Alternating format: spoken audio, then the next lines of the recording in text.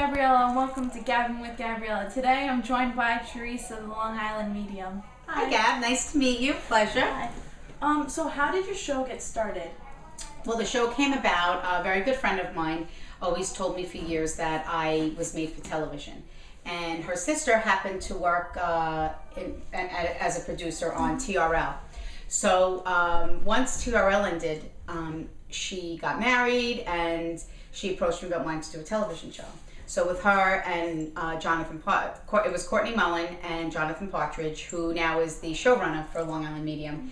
They decided to make like a little sizzle reel, and they pitched it to the production company that Jonathan works for called McKinnon, who produces Long Island Medium now. And they just shopped it, and TLC picked up the show.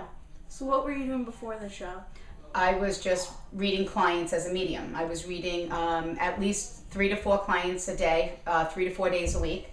Plus I would do group readings at night, 3 nights a week. I would do restaurants, fundraisers, and things like that. Really nothing any different than I'm doing now. I always say right now, like the only difference is that instead of spirit following me around, now I just have cameras. My life really hasn't changed. You know, I still do the same thing, so. So I know you always had but when did you realize that what you had was a gift? Well, it took me a long time. I always thought there was something wrong with me. And I had gone to a spiritual healer right after I had Victoria, and because my anxieties became increasingly worse. So through the work with the spiritual healer, I learned that my anxiety was being caused from spirit trying to communicate with me. So what was it like growing up not knowing what you had? Well, I thought it was normal. I thought, for me, because I was always like that, I always thought that everyone felt that way. Everybody saw things. Everybody heard things that other people did not. I honestly thought it was normal. So, you always say that you see spirits and hear spirits. What's the difference between a spirit and a ghost? I just think it's people's interpretation, you know. That's why I always like to explain on how I see spirit, because I don't see the way we see here in the physical world. I see shadows, or like almost like an image, or like a silhouette. What would you interpret that as? A ghost, right? For me, that's spirit. So for me, spirit is ghost. I just think ghost just sounds scary and spooky. So who was the first person you told that you, after you realized this was a gift? My husband, Larry, and he thought I was crazy, but he kept saying, he saw that I was getting better though. So he just said, if you think talking to dead people makes you feel better, just keep talking to dead people. And then I told my mom. So what is it like when you connect with people that you knew here? It's very different. It's more emotional for me, because you have to realize when I'm channeling someone else's loved one, it's their loved one's feelings and emotions. And with your own loved ones, it's a little bit harder. So have you ever connected with a famous person? Have you channeled a famous person? I have seen famous people in readings, and they were usually fans of the person that had died, with me not knowing it, so. That's really cool. Another weird question. Have spirits ever told you... Listen, Gabrielle, nothing is weird. I talk to dead people. There's nothing weird when you're going to ask me. Did a spirit ever tell you where they put something valuable, like money or jewelry? Yes. There have been souls that have told people. Sometimes they referred to it that the person had already found it. Sometimes they will also show, like, if the person was looking for something. A lot of times, though, they won't show me the specific spot. They'll, make me feel like they'll be able to find it, and then show me the spots where it was, where they used to keep them before and stuff like that. Is it harder to read kids? Because I know sometimes you read younger kids. Is it more emotional reading children? Well, it's just emotional as a mom, and just as a person of, it's, people aren't supposed to bury their children.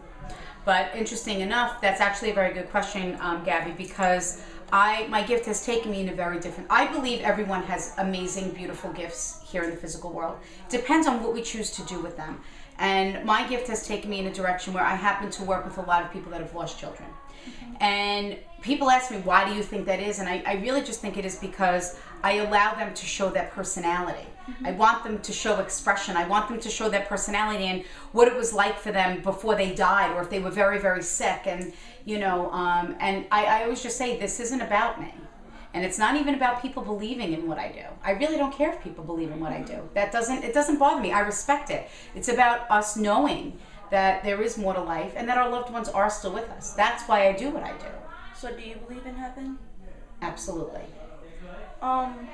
If you weren't a medium, where would you see yourself? I don't know. Everyone, you know, people like that. I have no idea. I'd probably be in like the loony bin, I think. I don't know. If you didn't have the gift completely. If I didn't have it, I probably would still. Honestly, I don't know. I probably would be still maybe working with people, helping people. I do a lot of volunteer work with my gift. I think I would do that as well because I've always been fortunate that my husband Larry has always supported me in everything, and I think that giving back to community, and I see my parents give back a lot in our community and do a lot of volunteer work, so I could see myself doing that. So did you see Kate McKinnon pretending to be you on SNL? Oh my God, yes. I was laughing so hard. I said, the only thing that I was upset about was my hair wasn't high enough. Exactly. That was the only thing that was wrong. It was to a T. Who lost the brother Sal? Short for Salvatore? Like, hysterical. I was just making fun of Italians. Oh my God, it was just amazing. And look at that hunk of prosciutto. Did you lose your brother? It was amazing. And it really was done in such an amazing way. Like, she really, Very good. and we talk about that, and we also talk about the Daniel Craig, how he did Larry. This little guy. It was just amazing the way that they He did looks it. so much like him too. Is that crazy? It was so weird. But those are talented people, and they did it in a way where they were able to portray my family with such respect. I mean, it was amazing. To me, it was a true honor. They weren't making fun of you. No, not at all. Not at all. Not at all. How do your kids feel about going from being just Larry and Victoria to Larry and Victoria? Well, you know what? I think that, you met Victoria. I mean, I think to look at us, she would never know that we have a television show. And I think it's just the way that I've been raised and the way that Larry and I are raising our children that that's just another aspect of our life. I didn't become a medium to have a reality show. And people, they'll ask me all the time, why did you do the show? It was, bottom line was to help people, and that's what it's doing. It's helping people and making people more aware. And we just look at it as a very special opportunity, and very blessed that TLC is giving me this platform to do that. And it also shows that people, a lot of young children will say, that parents will say, that's the show that we watch together as a family. And there aren't too many shows that you could sit down and watch together with your 10-year-olds, 8-year-olds, even 16-year-olds. So we just look at it, we're no different than anybody else. Do you feel like it's genetic? Like, do you feel like someone else in your family?